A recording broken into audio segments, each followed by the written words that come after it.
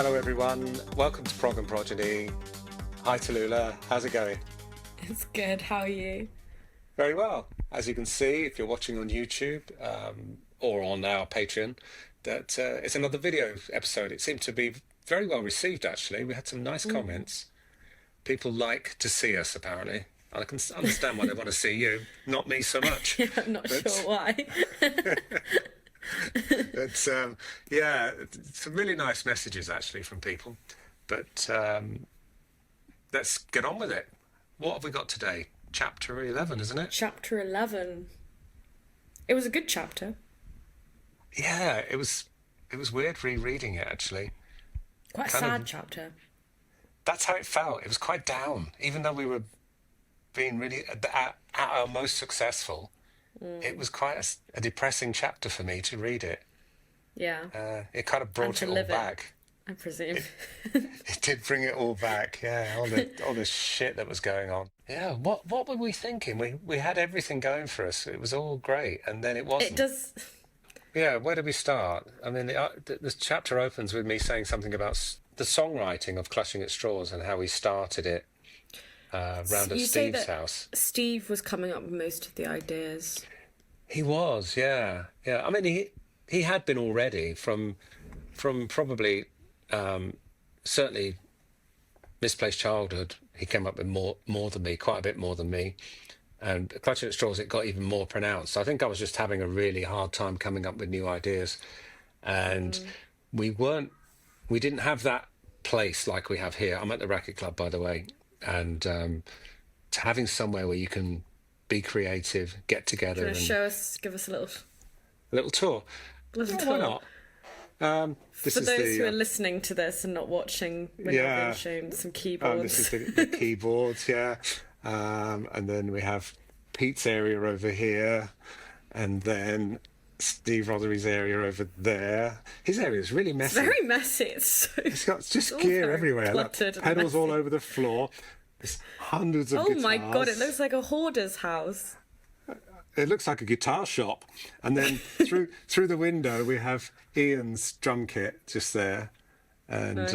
And then Mr. Hogarth's corner over here, where he's got a few guitars as well. Well, more than a Yeah. few. So I can count Wow, he's six. got a lot of instruments. Yeah, and some percussion stuff, a whole bunch Yeah, of tambourines. a stack of tambourines and weird stuff like that. Anyway, for the people just listening, sorry about that. We're back in the room now. But go watch that on YouTube.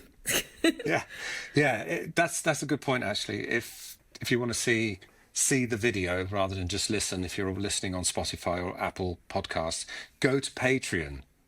The video's uploaded on Patreon, and you can see it there for free. You don't have to subscribe, but if you want to subscribe, that would be great.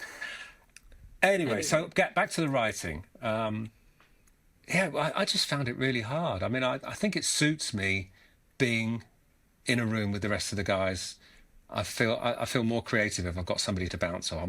I'm really not great at working on my own. So some people love to just get on and do stuff at home and then bring what they've written.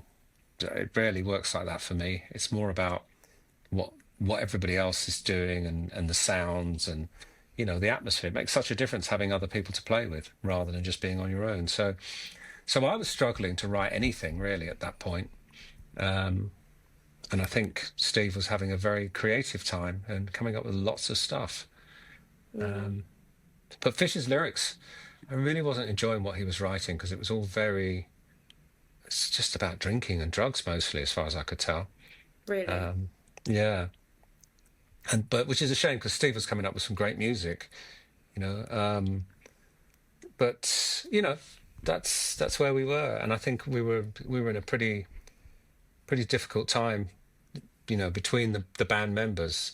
I mean, I spoke to, before we started this call, Steve was still here because we'd been rehearsing today, and I had a chat with him and I asked him to remind me about the thing that happens in that I talk about in the chapter about him and Fish having a big fight. We were mixing the album in Advision, a studio in London, and Steve and Fish had a big fight. Well, mainly Fish had a fight with Steve, which It was your culminated. birthday.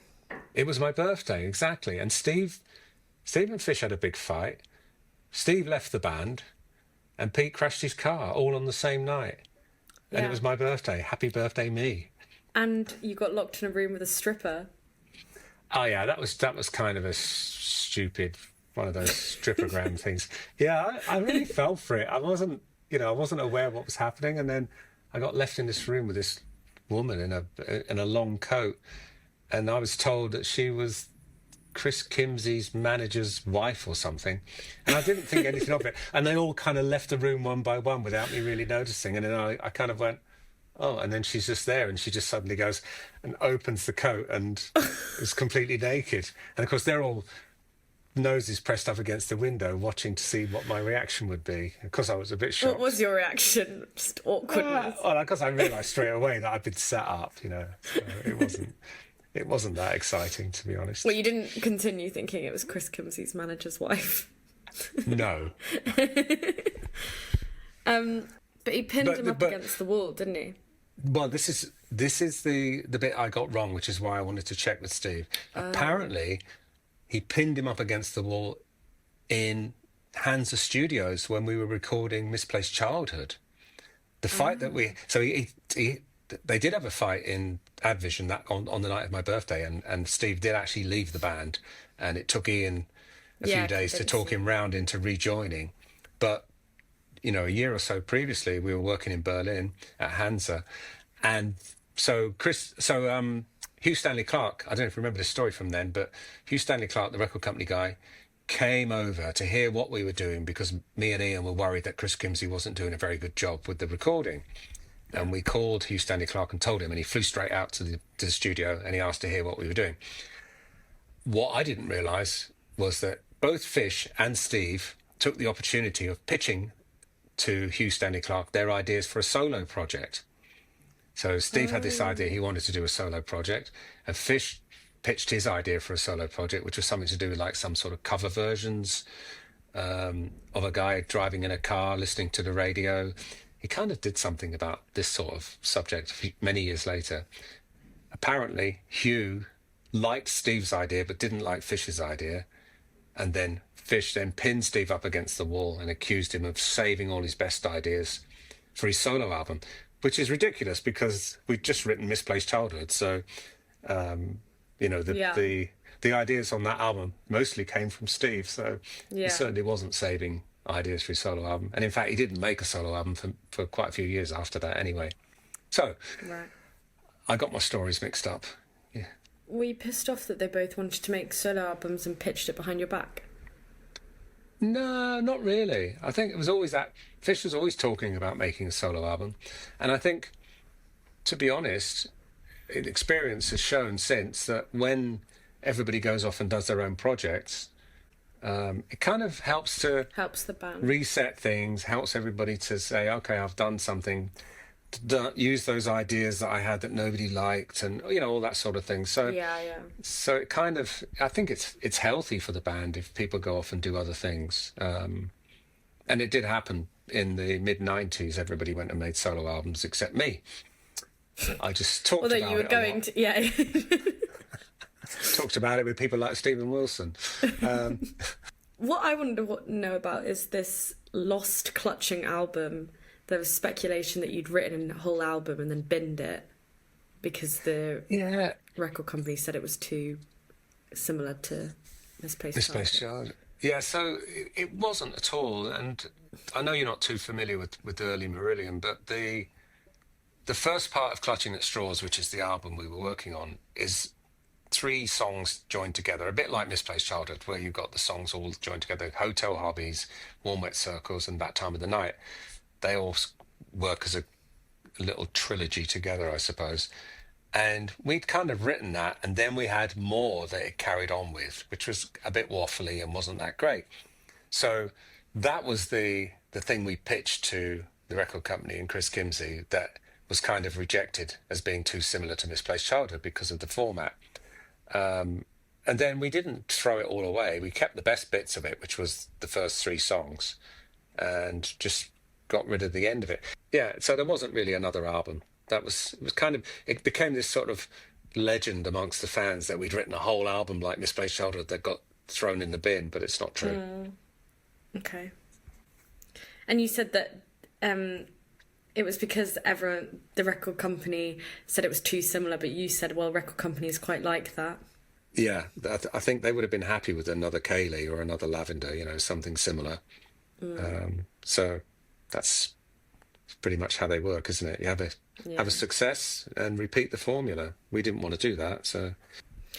Well, let's go back then from it all falling apart and Fish and Steve fighting and Steve quitting the band to when you go to Stanbridge Farm. Having this place makes such a difference. When we needed to write songs or write music, because we like to work together rather than at home on our own, we had to have somewhere, and we didn't have our own place. So we would have to rent a residential rehearsal studio or a space, And Stanbridge was one of those places. There was a few of them around.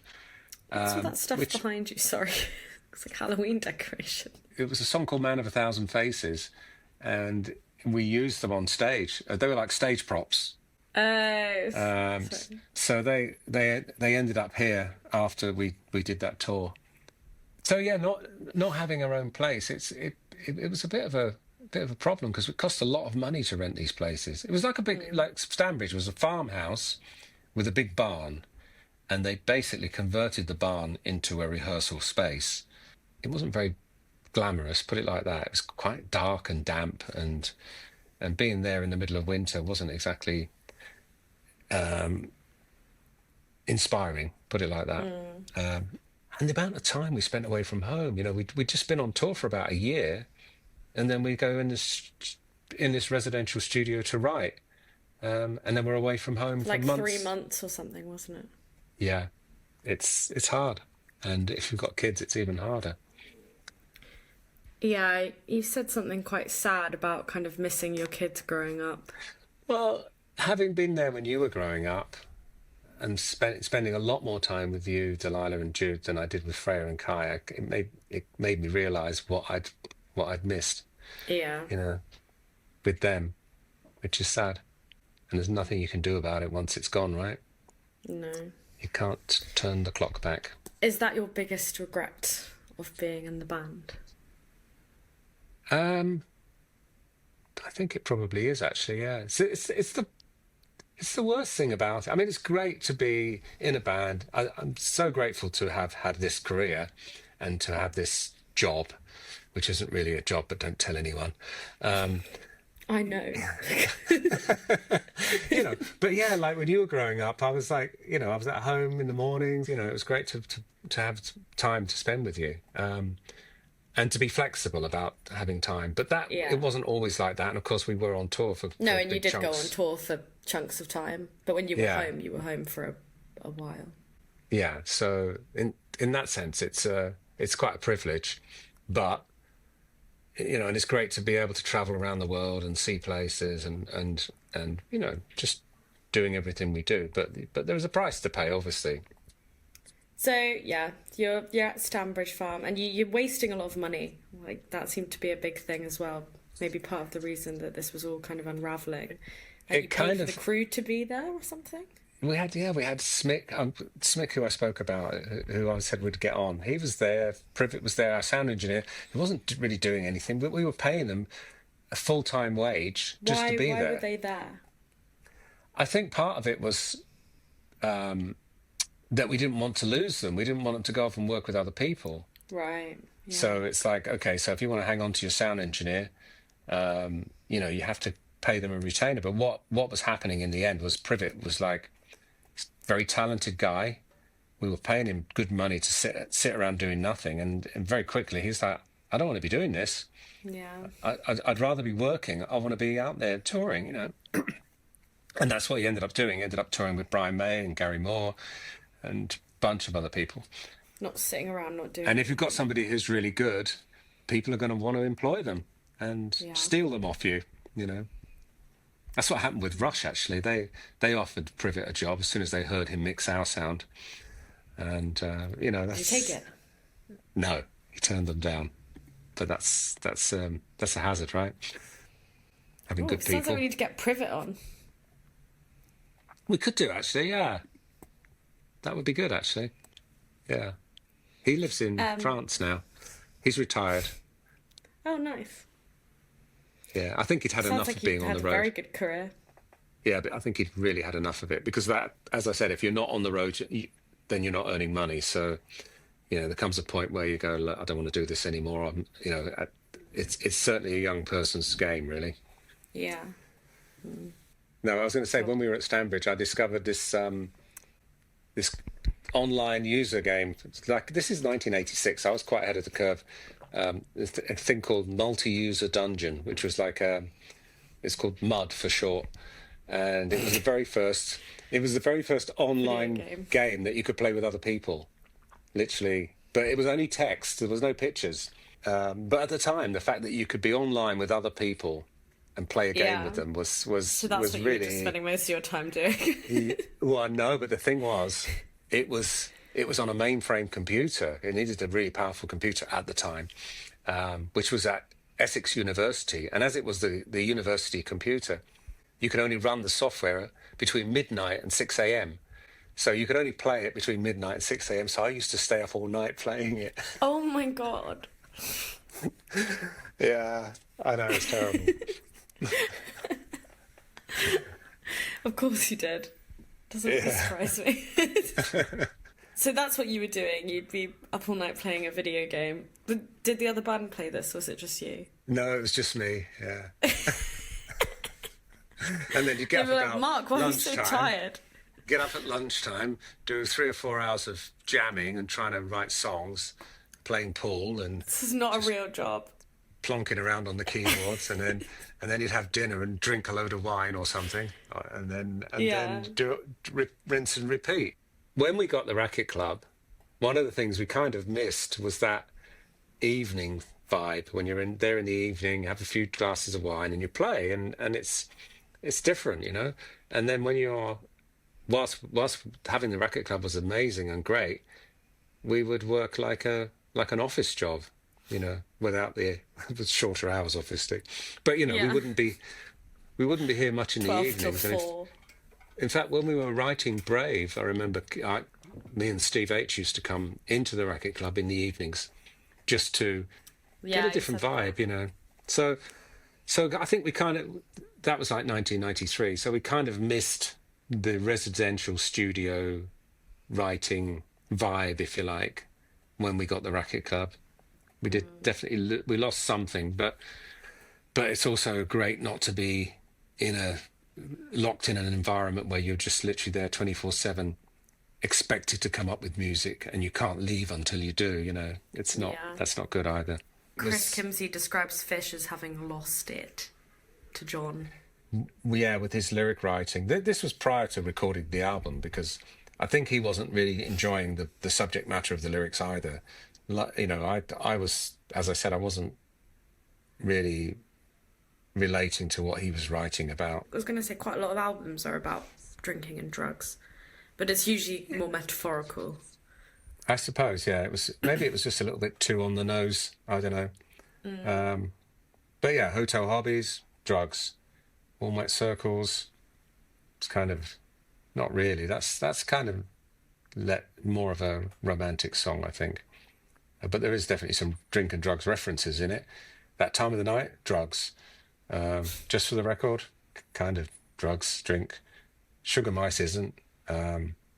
There's the last straw.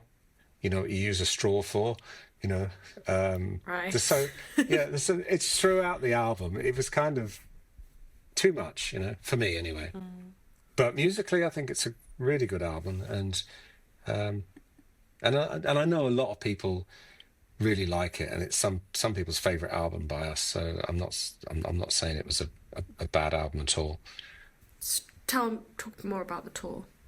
When we got on the tour, it should have been a lot of fun, but it wasn't. I think everybody was feeling a bit isolated. We weren't really hanging out with Fish anymore. There was a lot of cloak and dagger stuff going on, with Fish wanting to fire Paul Lewis, our tour manager, and then wanted to fire John Arneson. And there was, and for me, being on stage, on these huge stages, we were all much further apart. So it didn't feel like I was in a band anymore. I was kind of like on this big riser by myself. And then I could see the other members of the band, you know, 30, 40, 50 feet away from me, you know. And it was kind of very isolated and not much fun. There wasn't that the onstage communication that you get, you know, between the band members. What happens? What kind of on-stage communication do you have? Like glancing at each other and smiling. Yeah, exactly. Yeah, or just the, you know, the knowing looks and the, you know, when something's going on, you know, there's a sense of fun, and or even if things aren't going well, you feel like you're able to communicate if you can see each other properly and you're close enough, and it just felt too big in a way. And the audiences as well. For me, the front of the stage was so far away. The front row, and then the front row was behind a barrier, because they would have a big area between the stage and the barrier, and then the front rows would be even further away. You could barely see their faces, you know. So imagine, and you're playing to like 10,000 people, and it's just a faceless crowd, really. So it's kind of not that enjoyable. Does that not help your stage fright a little bit? Yeah, it certainly didn't make any difference to me whether we were playing to 50 people or 50,000, I have to say. It doesn't make any difference. But you still get stage fright. Well, no, as in I wouldn't be any more scared. I didn't really have stage fright. There was only a few times when I was literally like, you know, petrified. But you get used to it. A little bit. Yeah. A little bit in the early days, yeah, when you're first on a big stage. The very first time we played in a festival, for example. And then after that, it would only be the shows that felt like they were really important, you know, like the Royal Albert Hall. When you played the Royal, I was going to say, when you played the Royal Albert Hall. But it was some nerves, but also excitement as well, you know. Or if you're filming or recording for a special show, you know, for a radio station or something, that can make it more nerve-wracking. Or if something goes wrong, if you have some sort of major equipment failure during the show, you know, and then it really, really puts you on edge. Yeah. Who do you communicate with most on stage? Now. Probably H or Ian. Only because Steve R is in front of me, and usually he's facing the other way. And most of the time when Steve looks at you, it's to make a face that is like you've done something wrong, you know? Yeah, I was he makes a face like he's smelt some cheese or something, and he sort of goes we call it the blue cheese face, you know. And Pete tends to come bouncing over, you know, and occasionally we'll have a little bit of eye contact, but it's mainly because me and Ian are at the back. We're kind of on the same level, you know, and the same distance from the front. And H is always coming over and, you know, doing stuff. But I hate it when he introduces me just before I do a solo, because that puts me on edge. Like, what does he do? He just says, and on keyboards, Mark Kelly. And I'm like, oh, shit, shut up. And I told him not to do it, and he still does it. And then he goes, after the show, he'll say, oh, I'm sorry, I forgot. I'm not supposed to do that, am I? And I go, no. Yeah. So I do still get nervous. Yeah. So is the only time you're really spending time with Fish at this point when you're playing?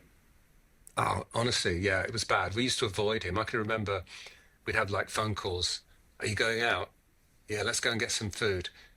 Meet you in the lobby. No, don't meet in the lobby. We might run into Fish, you know. It was kind of like that. It was that's trying really to avoid him, yeah. And then, you know... Was he trying to avoid you too? Well, as I said, he used to hang around a lot with the crew and also his security guards. There was two brothers. I think they were brothers. One of them was called Andre. I remember that. They were big German guys. They were huge, like wide shoulders with big muscles. And I don't know why he thought he needed security. I mean, he's always the biggest person in the room anyway, you know. Do you think the fame's gone to his head? Possibly. He continued to have a security guard even after he left the band. I remember the very first time he wanted to come and see us play after he'd left the band. He turned up with a security guy, like a bodyguard, Right. And we're like, "Who's this?" And he's like, "It's my security." I'm like, "What do you need security for?" I can remember, avoiding him because you'd go out and then it'd get to like 2 or 3 a.m. and you're like, I'm going to bed now. And he'd be like, "Oh, you're fucking lightweight," and he'd make you feel really bad for wanting to go to bed at 3 a.m., so, I would have just said, go to bed. I know, but that's kind of, and we'd have a gig the next day, so it's not like it was a day off. So we were irresponsible up to a point, the other members of the band,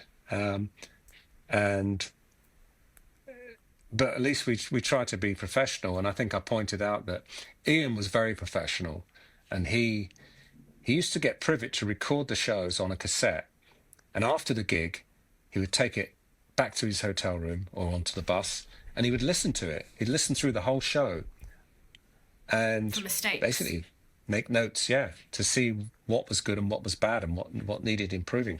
So there was always that sense that, you didn't want to upset Ian or play badly, or be... Was he like the boss? Was he like the boss? He was definitely the musical boss, I'd say, in terms of quality control of the quality of the band's music. So turning up hungover and lack of sleep to a sound check or a gig was just not advisable, shall we say.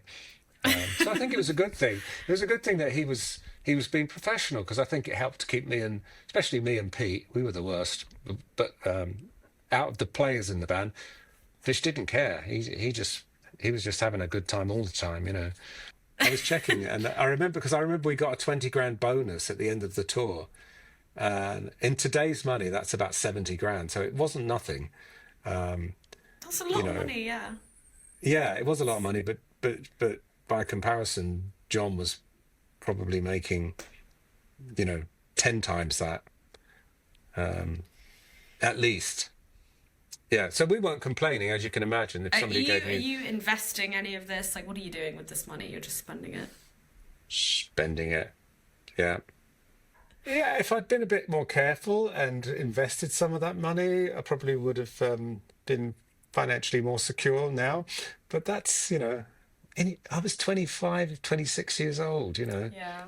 I can't it's imagine hard. having 70 grand. Yeah, and it you kind of don't think about in a few years' time it could all be over, but that's the reality. And it kind of was financially, because by the mid-90s things were tight, You dislocate your shoulder. Again, I dislocate my shoulder again, yeah.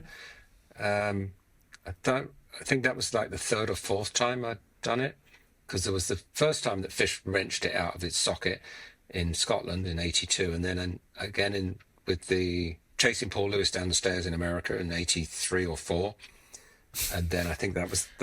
Oh, and once when I was taking Freya and Kai swimming, I did some sort of underwater swimming thing, and my shoulder dislocated while I was in the swimming pool. Oh my And God. yeah, so I dislocated my shoulder yet again. I think the incident with Freya and Kai was probably round about that sort of time. And a doctor, or you said it could have been just someone who'd grabbed a white coat and called himself a doctor.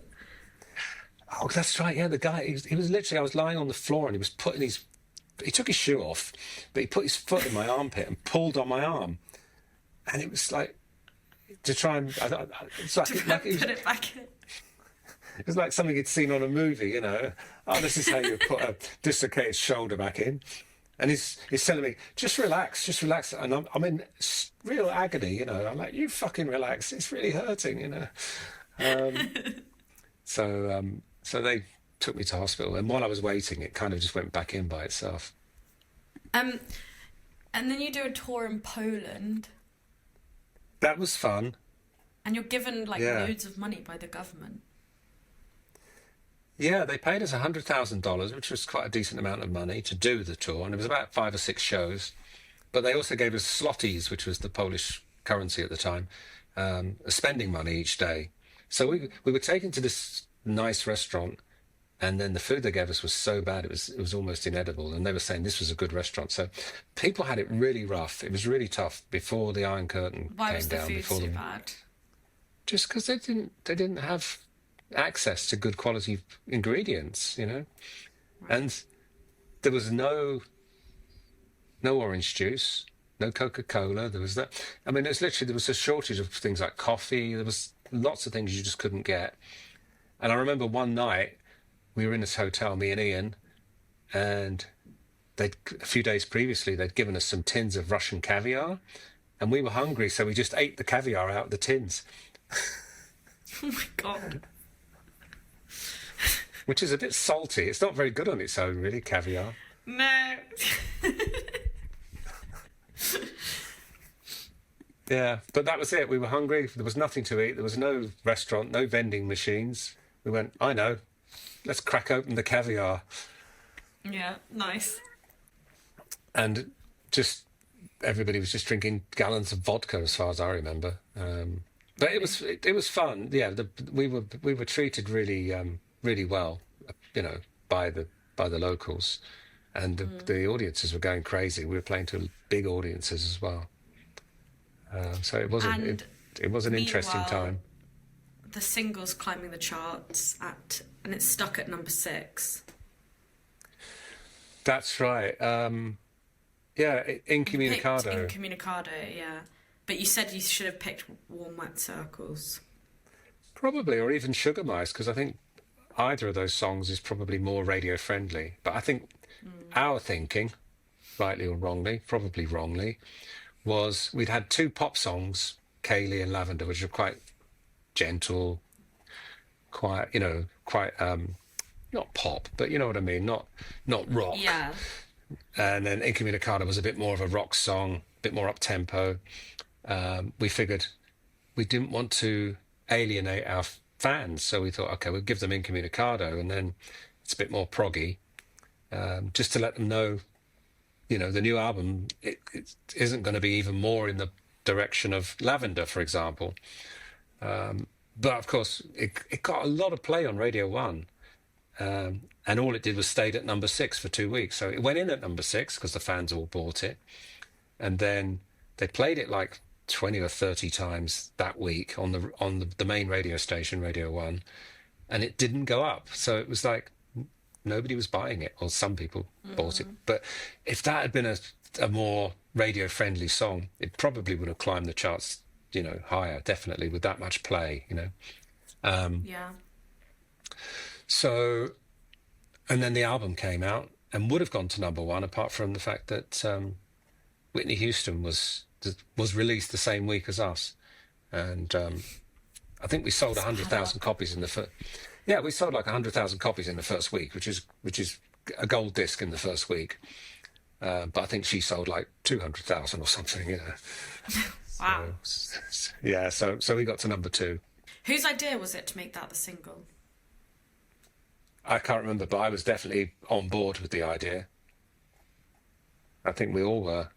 The big gigs that we were playing all over Europe, including the Bercy in France, which was like 16,000, and then there was like these big, huge shows in Germany.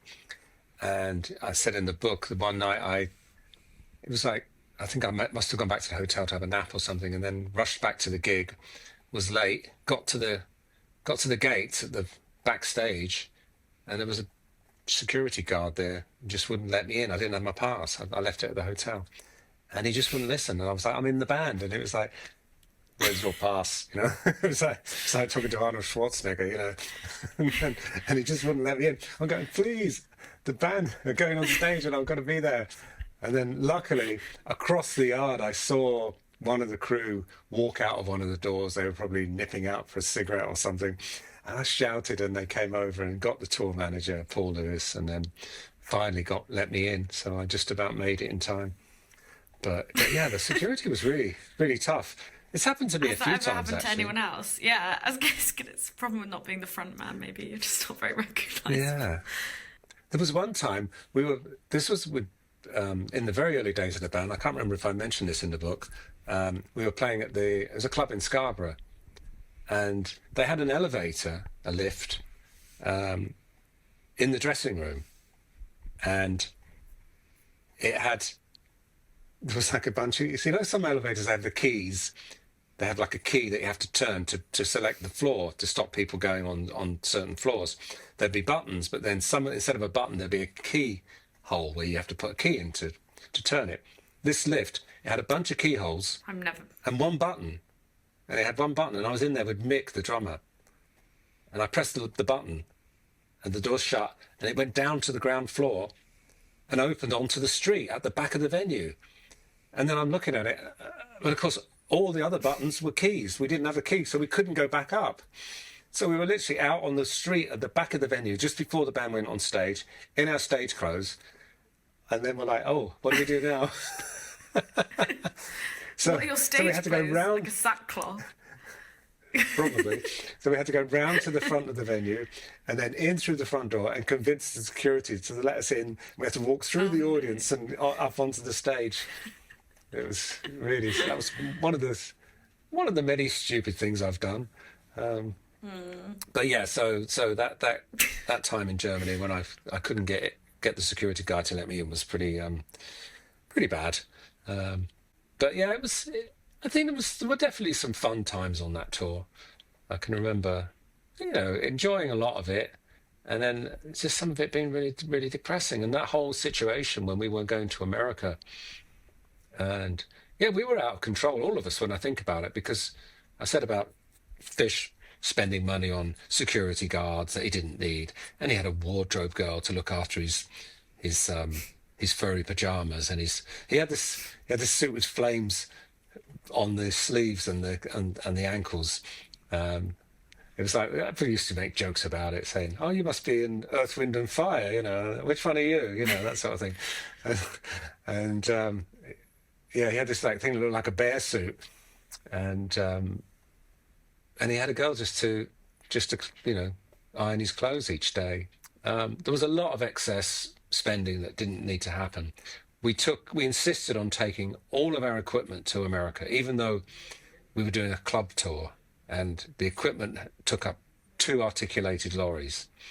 And I said when we arrived at that first show in California, in a place called San Juan Capistrano, the guy who ran the venue couldn't believe that we turned up with these 2 trucks full of gear. And of course, it was a tiny venue. Yeah, it was like a 500 capacity venue with a tiny stage, Yeah. But yeah, there was that whole situation on the flight over. I remember Fish basically saying he wanted to fire John, and Andy Field, who's not with us anymore. So I'm not going to. This wasn't Andy's idea, I'm sure. Andy was the crew boss. He should take over the job of managing the band, and we were like, not really anything we would consider. Even though we knew John was a total liability, at least he was used to dealing with Fish. If we had somebody like Andy, he would basically just do what Fish wanted, and Fish would very quickly take control of the whole thing, So that was kind of why we resisted that. Not out of, well, there was some loyalty to John, but I think it was mainly because we just thought, how would we deal with Fish if there was nobody to act as a buffer between us and barrier, him, Yeah. Would Andy not have done that? I don't know. I think he probably would have just done what he wanted. He would have, people pleased him maybe a bit. I don't know. Yeah. Although John did a lot of that as well. As I said, John just did whatever the band asked or Fish asked. And I think quite a lot of it was motivated by the fact that he realised that he might not be around for much longer, So the whole thing about taking advances from the record company rather than asking for better royalties suited John, because it's money, it's jam today, Yeah. You said the America tour was your worst tour. Is that your worst tour? Yeah. It probably made it worse by the fact that we were back playing tiny venues again, small places, after the success of Europe and being a big band in Europe. It was all back to, we'd gone back 3 or 4 years, and consequently, it would have been even more difficult on the personal relationship front, because we were all much, at least when there was a tour bus for the band and we had cars. I mean, BMW lent us cars just to drive around in for the whole tour. We had these 7 Series BMWs to drive, and oh my God. Yeah, just because we put BMW on the tour posters,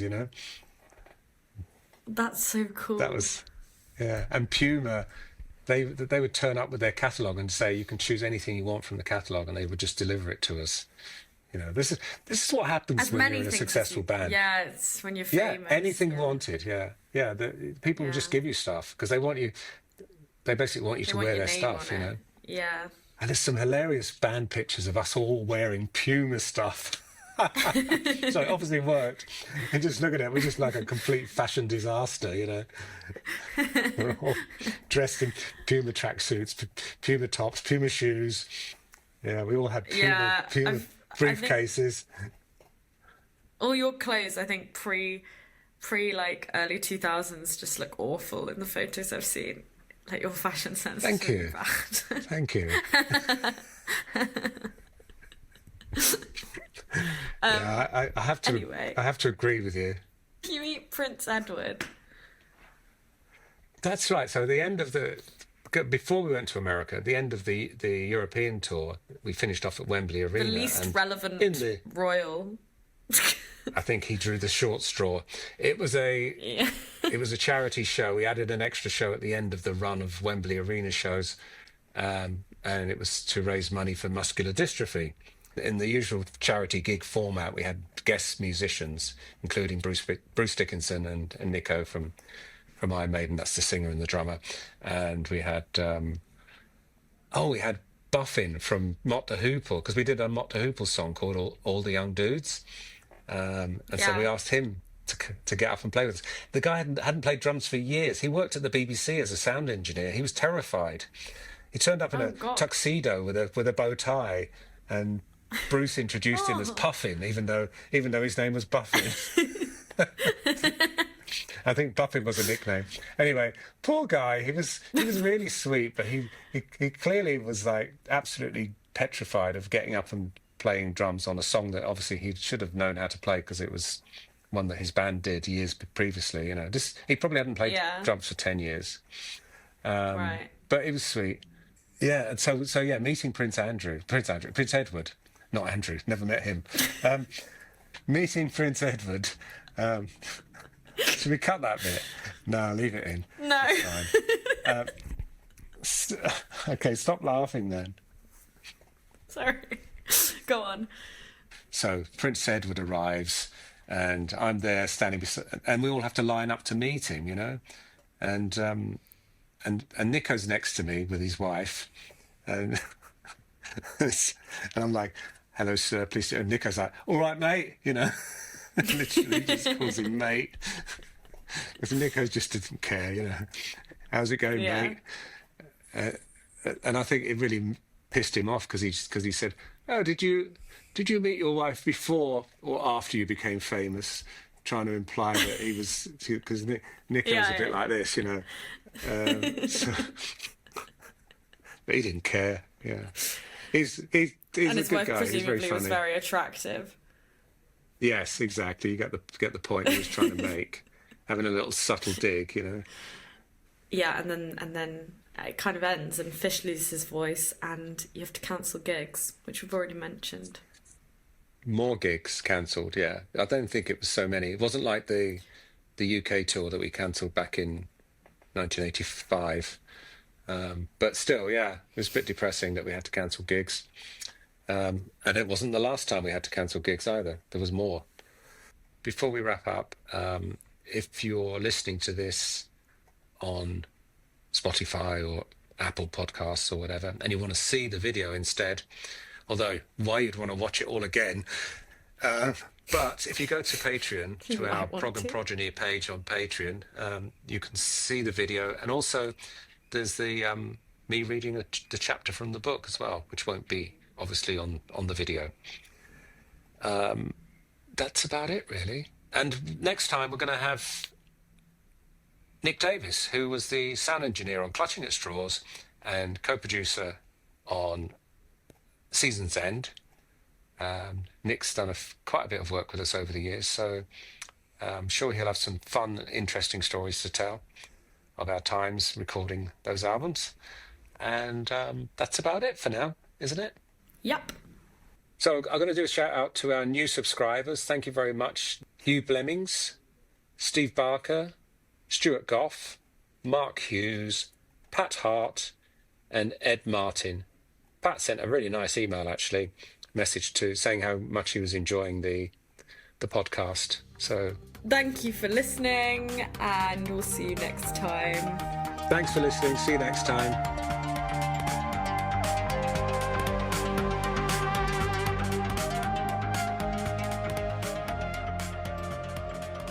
Chapter 11, Going Under. Somehow, somewhere between our songwriting sessions in Barwell Court and Bray Studios, in the long days and even longer nights spent in the wood-panelled rooms of Hansaton Studios in Berlin, we had captured lightning in a bottle, that elusive marriage of art and commerce. Perseverance and inspiration had culminated in something quite magical for our band. It was a brilliant moment spent on the creative higher ground, and now we were coming down again. The obvious question remained. Could we ever reach those peaks again? Simply put, how do you follow that? We had to start somewhere. So, early in 1986, the four of us, without Fish, had met up at Steve's house to work on some new songs. We wrote the music for Hotel Hobbies, Warm Wet Circles, and parts of That Time of the Night. I say we, but it was mainly Steve. Energised by the sessions with Chris Kimsey, the whole Misplaced Childhood writing and recording experience had helped bolster Steve's confidence, and he was on a creative roll. Like the proverbial dynamo, Steve had also written the music for Sugar Mice during a session at Bray Studios earlier in the year. The demo we recorded there was going to be hard to beat. I was feeling frustrated at my paucity of ideas. Artist Chuck Close said it best. Amateurs look for inspiration, the rest of us just get up and go to work. The problem was that I was getting up to go to work and still finding nothing when I got there. I have no idea why or where my musical ideas come from, so when they don't come, all I can do is helplessly wait for them to appear. It's not like you can throw back your head and implore the heavens to rain creativity down on you. I mean, we'd all do it if it was that easy. I can flex my creative muscle by sitting at the keyboard and playing, but I can't force the issue. The muse will come, but rarely when called upon. You can't mark a date with creativity in the calendar. Yet we persisted and tried writing at Nomis for a week or two in September. There were one or two bouts of creativity, and we came away from it with an early version of Torch Song, another one of Steve's ideas worked out, and the beginnings of Just for the Record, one of mine. We even spent a week or two at Barwell Court trying to rekindle the creativity and excitement of the Misplaced Childhood writing sessions. But like First Wives, it's never good to go back. Nothing's the same the second time around.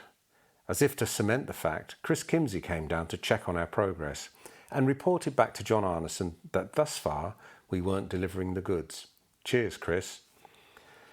There's been much speculation over the years about the lost Clutching at Straws sessions. The story, because that's what it is, goes that we wrote a whole concept piece that was rejected by the record company for sounding too much like Misplaced Childhood. Can you imagine EMI rejecting something that sounded like our biggest and most well-received album to date?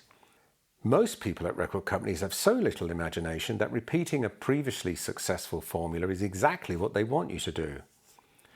What actually happened was we wrote and arranged Hotel Hobbies, Warm Wet Circles, That Time of the Night, and some other bits and pieces into a proposed side one for the album. After Kimsey's visit, we didn't abandon it and start again, we just trimmed the excess fat. Stanbridge Farm had recently been opened as a residential rehearsal and writing facility for bands wishing to get away from busy London, just over 30 miles north as the crow flies. I'm not sure what we were trying to get away from, as we already lived in rural Buckinghamshire. The hills and fields from our windows at home didn't look too dissimilar to the hills and fields we were now gazing out upon, though this vista was rented. But we planned to stay at Stanbridge from October until December 23rd. Still chasing the dream that you could make a date with creativity, we thought that this would be enough time to finish the writing and rehearse for the upcoming Christmas shows. Stanbridge consisted of a Tudor-style house with a small cottage nearby and a large barn. There was enough space for the band and a few of the crew, who we paid to sit around for months on end just in case we needed someone to go to the shops.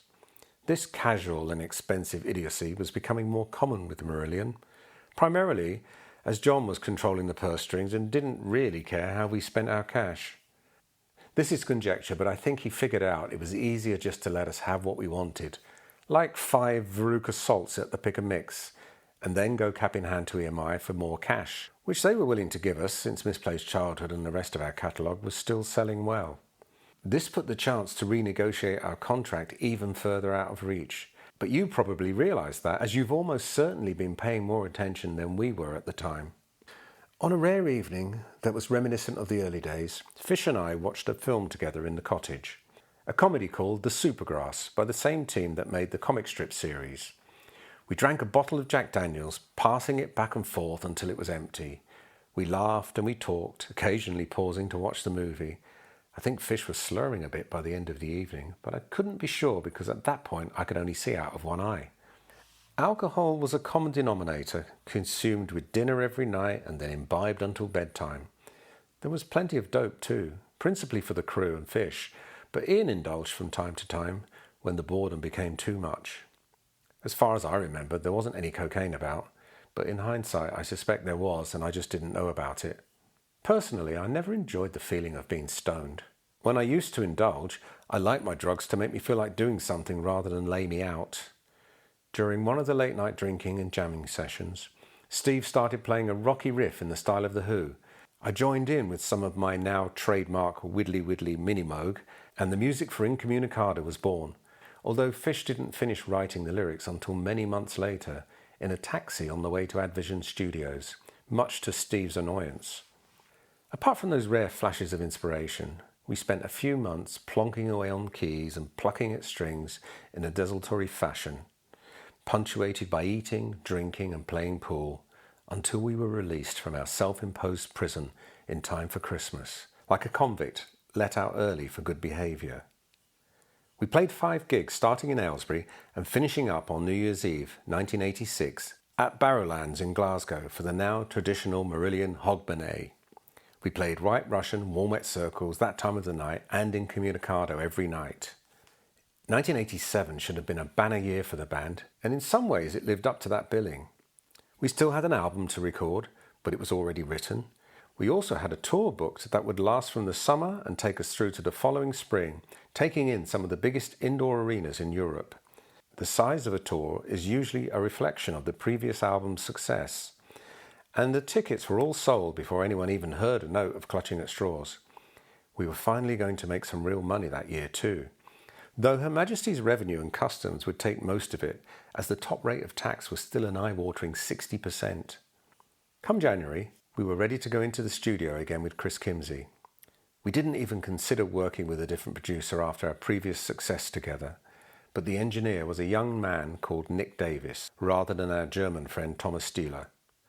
Nick was an excellent engineer and we got on very well with him, but things felt significantly different. We chose to work in London at Westside Studios. Chris was not keen, but went along with it. We had had enough of being away from home, and logic dictated that we could drive back from West London to our families at the end of each day. We were wrong. The sessions often ran on well past midnight, and driving home, bleary-eyed and through the night, was bordering on madness. Chris was the sort of producer who spread good vibes, adept at bringing out the best in us and also capturing that performance on tape. He was untouchable when we recorded Misplaced Childhood, but Clutching at Straws was a less happy time for him. Musically, Steve had written some of our best music to date, but lyrically, Chris wasn't feeling it at all. He told John Arneson he thought Fish had lost it. You could see Chris's point. The whole album was about Fish's excess drinking and drug taking, and his feelings of isolation, exacerbated by our success and his lifestyle choices. This was then compounded by the rest of the band closing ranks and shutting him out. It was dark territory we found ourselves in, and its pervading gloom spread throughout the sessions, not least because Fish was wrestling with his demons and Chris, Pete and I were barely clinging to sobriety. It might have said something about our psyche at the time, but Chris became transfixed by Going Under, a track earmarked as a B-side. Perhaps he identified with it or liked its honesty. Whatever the reason, he spent a disproportionate amount of time working away at it, coming back to it again and again, often late at night. One night in March, the snooker player Jimmy White turned up at the studio to watch the world heavyweight title fight between Mike Tyson and James Bone Crusher Smith. I don't know who invited this legend of the Bays, and I didn't get a chance to ask, as he spent most of the fight sticking industrial quantities of coke up his nose. I say up his nose, but he was so frazzled that most of it went on the carpet. So by the final bell, it looked like he'd been doing the shake and vac, but had yet to run the Hoover around. In an environment of diminishing returns, a particularly low point for me came when, early one morning, I arrived home from the studio. I was doing my best to undress quietly and get into bed when Susie woke up and, seeing me there, half-dressed, assumed that I was getting out of bed, not in. Embarrassed about how late I was getting home, I played along and put my clothes back on and went downstairs to face the day with no sleep. I don't think I was a bad father, but could I have been a better dad? Absolutely. I wasn't ready for kids, and there was too much happening with Marillion for me to think about what I was missing at home. With the hindsight of fathering 3 more children in my 40s, I realise now that one of the greatest periods with your kids is watching them grow up and develop in their first decade. That golden age when they're discovering everything for the first time. It's magical seeing them learn to speak, read, draw, write, and start to understand the world. Playing games with them, discovering nature and sports. Regretfully, and it's a real and profound regret, I missed most of that with Freya and Kai. I was spending so much time away from home, as we all were, that from my perspective, my relationship with Susie was beginning to wear, and I felt that despite our children, we lived in different worlds. There was a table tennis table in the lobby of Westside, and we all enjoyed playing from time to time as a way to let off some steam during the recording sessions. I can't remember who my opponent was, but on this particular occasion, I went for a ball with what I like to think of as real gusto, but was destined never to reach, and with a clear and quite distinct popping sound, my right shoulder dislocated once again. A doctor was called, who tried to put it back in place using a technique I suspect he learned from shoeing horses. I say doctor, he could have just been passing and had borrowed someone's white coat. He had me lay on the floor and put his foot in my armpit while pulling on my arm. I could almost see him tapping his teeth with a pencil, like a mechanic looking under the bonnet of your car and not liking what he sees. He suggested that I needed to relax so that the shoulder could slide back into place. I countered through gritted teeth that maybe he should fucking relax and perhaps hospital would be a better option. I waited so long in the hospital corridor, sat on a gurney, that I did start to relax, and my shoulder went back in by itself before a doctor was available to see me. When I eventually saw the doctor, possibly because of his tardiness, he quickly offered me an operation to make the shoulder muscles shorter. I might be a layman, but it seemed pretty drastic to me, so I politely declined and decided to take up strength training instead, as that would have the same effect without leaving a Frankenstein-like scar looping from the top of my shoulder to my armpit. Back in the studio, recording for Clutching went pretty much to plan. Despite the charged atmosphere at Westside, we were reasonably happy with the results. Chris chose to mix at Advision Studios in West London, not far from the Marquee. In a few short years, we had learned a lot about working in the studio and were less willing to automatically accept decisions made by the producer, even one we liked and respected, which is what happened when Chris decided he wanted David Jacob to mix the album. We all liked working with Nick and had assumed that he would be coming to Advision with us. Chris had been impressed with Jacob's work with the Pet Shop Boys, but we found his mixes sterile and uninspiring. He was also one of those people who relied more on maths and meters than his ears, more mechanical than emotional. Despite our protests, Chris got his way, but I think he was having second thoughts too about Jacob by the end of the mix session.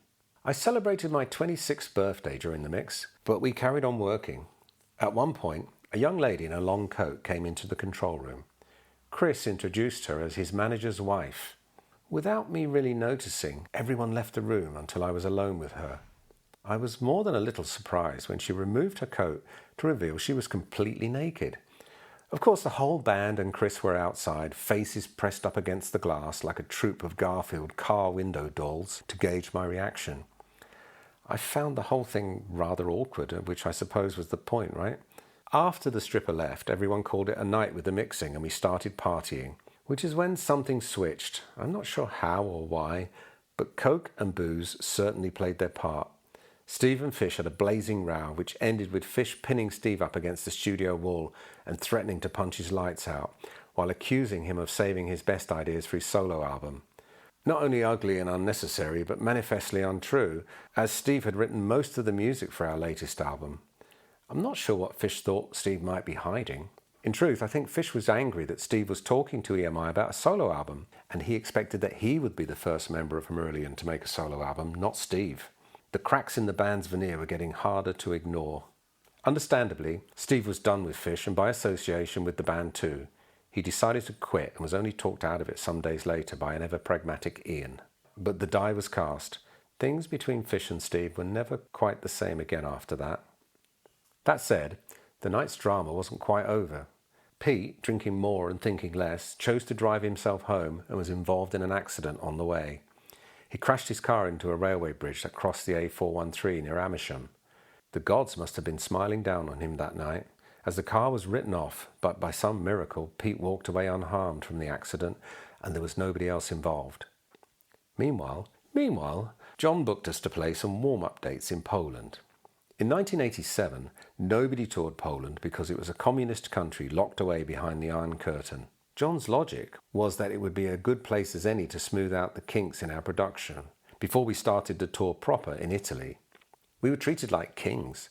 It was as if the Beatles had reunited and decided to kick things off in Krakow. The fans went crazy everywhere we went. I'm not sure I liked it. There was something scary about your bus being surrounded by a mob. Any mob, even the amiable kind. I was equally in fear of one of them getting squashed by our over-eager bus driver, who seemed in a hurry to get home for his dinner. The tour was promoted by the Polish government, who paid us in hard currency, $100,000 for the 6 shows. They also gave each of us a daily spending allowance in zlotys. According to a school teacher I spoke to, it was equivalent to a month's wages for him. We were told that we couldn't take any zlotys out of the country, so we had to spend them before we left. That was hard because there was very little to buy in the shops. We all came home with chess sets and miniature leather-bound wooden chests. The rest of the considerable pile of banknotes we amassed during our stay were collected together by Fish at the airport and handed to some unsuspecting old woman pushing a broom around. She took them almost without stopping before stuffing them inside her apron and resuming cleaning as if it was the 3rd time that had happened to her that day. We started using the La Gazzaladra Overture by Rossini as the show opener on the Misplaced Childhood tour, after Fish had heard it accompany the ultra-violence rape scene in A Clockwork Orange. It segued beautifully into the opening piano part of Slangeva, or Slange as we called it. Meanwhile, back in the UK, Incommunicado was stuck at number 6 in the singles chart for the 2nd week running. We decided to go with Incommunicado because it was a rock song. We were worried that having had 2 hits with Kaylee and Lavender meant that we were in danger of alienating our hardcore fans. Incommunicado was intended to put that right. In hindsight, from the point of view of sales and commercial success, it was probably a mistake. Following the success of Misplaced and Kaylee, there was a strong appetite for the next Marillion album and singles at radio stations. Radio 1 got properly behind it and put Incommunicado into its playlist the week it charted at number 6, which should have resulted in it climbing up the charts, but it didn't budge. The song wasn't right for the Radio 1 audience, who were more used to lighter pop. Radio 1 lost interest and moved on to the next thing, and we started the slow slide downwards. Warm Wet Circles was, and is, a much better song. I love the music and lyrics, especially the lush chords that Steve wrote for the guitar solo section. I think its radio play may have been hampered somewhat by the title, which Fish refused to contemplate changing despite requests for something more radio-friendly. The album was certified gold the week of release, with sales well in excess of Misplaced Childhood's first week sales, but we were held off the number 1 spot by an even bigger seller, the commercial behemoth that was Whitney Houston. Fish managed to outlive the doomsayer doctor who predicted that he wouldn't reach 30 if he maintained his lifestyle, but his voice was barely hanging on. Even though he was only 29, Fish's voice was shot. The previous 3 years of almost constant touring, together with serious cocaine and alcohol abuse and 60 cigarettes a day, had taken their toll. Instead of doing something to prevent further damage, Fish's solution was that we take a backing singer on the road to hit the high notes he could now only dream of. Enter Corey Josias. Having a person who wasn't in the band sharing the stage with us was a bit of a departure. Corey was a good singer, but her vocals only worked when they echoed the female voices on the album versions. In a song, say, like The Last Straw, session singer Tessa Niles sang it on the album. Covering for Fish's lack of range didn't really work in practice. I liked Corey, and I have her to thank for getting me started on something that continues to benefit my health today, running. When we got to Boulder in Colorado in September, she invited me to go running with her. It nearly killed me, but for some reason I wanted to do it again. Since then, I have always run from time to time, but I only started running regularly in 2009 when training for my first marathon. The second gig in Italy on the 1st of July was a washout, literally. There was a huge thunderstorm, and the stage and lighting rig had no cover to speak of, very Italian. Rain soaked all of the equipment, and lightning struck the rigging a few times. We decided to cancel as on-stage electrocution seemed like the only other option. The audience was having none of it, and we were rushed out of the venue in the back of a truck to avoid getting lynched by a bunch of agitated Italians. It was unsettling, and we were scared for our safety, even though we now had our own security. Yes, security guards, like Mick Jagger and the Queen have security guards. This was at Fish's insistence, and another example of John's indifference or weakness when it came to standing up to the general profligacy that was evident everywhere in Marillion land. We hired 2 German security guards who followed us around everywhere. In practice, this meant everything we did took longer than before.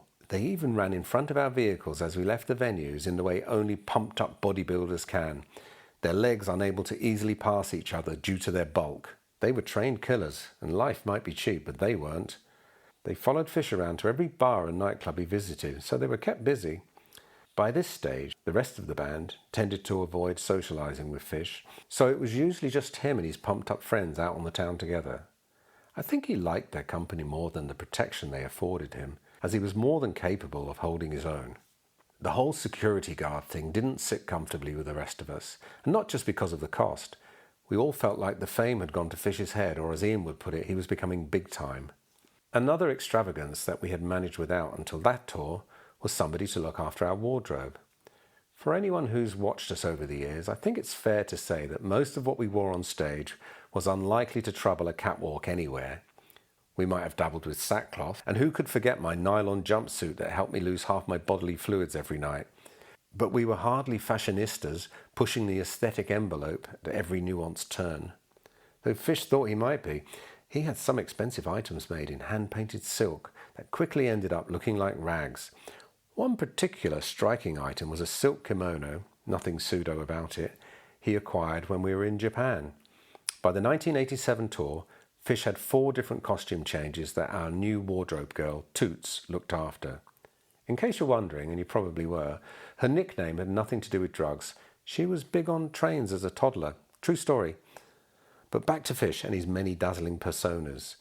There was the Bay City Rollers tartan suit, the shiny black suit with the flames licking up the sleeves and trouser leg, and who could forget the furry pyjamas and the harlequin suit? Believe me, we tried. It wasn't only Fish who was finding new and inventive ways to squander cash. We were all spending at a rate of knots, and John didn't have the incentive to talk us out of it, as his commission was ring-fenced regardless. Had we been as big as, say, Queen, it wouldn't have mattered. For example, they had their own party coordinator on the road with them. As well as having our own man tanks, the security around our shows had tightened up considerably since our previous tours, as I found out the hard way one evening in Germany. I went back to the hotel for a nap after the sound check and woke up later than planned. On rushing back to the gig, I realised I'd left my backstage pass in my room. I spent nearly 30 minutes pleading with a stony-faced security guard behind a locked metal gate to let me in. Eventually, becoming desperate, I spotted one of our crew across the yard and shouted for him to get Paul Lewis, who was becoming anxious as to my whereabouts. I had just enough time to get in and get ready for the show. We finished that round of shows at a beautiful open-air spot on the Rhine called Lorelei, before heading back to North Berwick in Scotland for Fish's wedding to Tamara on the 25th of July. Fish and Tammy agreed to forego their honeymoon and flew to LA instead so that Fish could begin promoting for the US leg of our tour. They stayed at Rod Smallwood's LA home. This was a beautiful house in Hollywood, once the home of Peter Sellers and James Cagney before him. John had asked Rod to help manage us in the USA as he felt out of his depth and seemed to be getting nowhere in his dealings with Capitol Records. There is some bullshitting in the UK music industry, but the level of BS in the US was another whole world of deceit and skullduggery. Iron Maiden were a real force in the US, so at least Rod could bring that to the table. Unfortunately for Fish, Rod and John had somehow failed to tell him that the promotion which the newlyweds had given up their honeymoon for was off. The trip to the USA had been a complete waste of time. Fish, understandably for once, was furious with John and made up his mind that John would have to go. John blamed his snafu on the imminent birth of his new baby, but that wasn't the whole story. John was drinking and snorting coke like Scarface. He was matching Fish's intake ounce for ounce. When we saw John, he was almost invariably off his face. A few weeks after Fish returned to the UK, we were all back on a plane together on our way out to LA for the US tour. John was at home awaiting the imminent arrival of his first child. During the flight, Fish proposed that we should fire John and have our production manager, Andy Field, take over. He had gone as far as to alert the solicitors and the accountants in the UK that there was going to be a change of leadership. While we all knew that John was fast turning into a liability, we were deeply worried about the idea of effectively handing control of everything over to Fish. Andy was a good crew boss and a nice chap, but he wasn't up to the job of managing Marillion. Besides, he had drunk the Fish Kool-Aid and would do exactly as Fish dictated. None of us wanted to have to deal with Fish on a day-to-day basis. The bond between Fish and the rest of the band had completely eroded, and John, as ineffectual as he was the only thing that stood between us and our singer. We had all experienced Fish's attempts at manipulation, telling each of us what he thought we wanted to hear, after which we would compare notes so we had a full picture of what was really going on. Fish had attempted to fire Paul a few months earlier. We had resisted him then, and we did the same now regarding John. Paranoia, mind games, and intra-band politicking were our watchwords as we set foot on US soil for the last time with Fish. Fish wasn't the only one getting big time. We had all insisted that we wanted to ship everything with us from Europe for the US tour. If anybody tried to tell us we were crazy, the staggering cost of it all and that most of it wouldn't fit in the venues we were booked to play, then we didn't listen. I suspect by this stage in the game that John had enough of his own problems to even notice a minor thing like tour logistics, and our crew were just following orders, which resulted in us arriving at the coach house in San Juan Capistrano, California, to commence the tour with not one but 2 articulated trucks full of gear. This was a 600 capacity club. The owner couldn't believe his eyes. Needless to say, most of it remained on said trucks for much of the tour. Even though we were back to playing smaller venues, they were mostly sold out, and when we got to Canada, we played some bigger places, including Le Colisée de Quebec in Quebec City, which we had played a year earlier as openers for Rush. At least we were able to unload both trucks and use everything we were carrying that night. We had gone up another level in the UK too. This time it was 3 nights at Wembley Arena to start the European tour, 2 nights at the NEC in Birmingham to finish it. Both venues 10,000 capacity and sold out. There was also the 16,000 capacity Bercy in Paris, the largest indoor arena in Europe at the time. We were big, but we were miserable, and enduring the least enjoyable tour of our careers. There were some lighter moments among the gloom. We met Prince Edward backstage at Wembley. We donated the takings, £36,000, from the third night to a muscular dystrophy charity, and the youngest son of the Queen drew the short straw and was in attendance. I was with Iron Maiden's drummer, Nicko and his wife when I met Edward. We were briefed in advance how to address the Prince and told not to ask questions.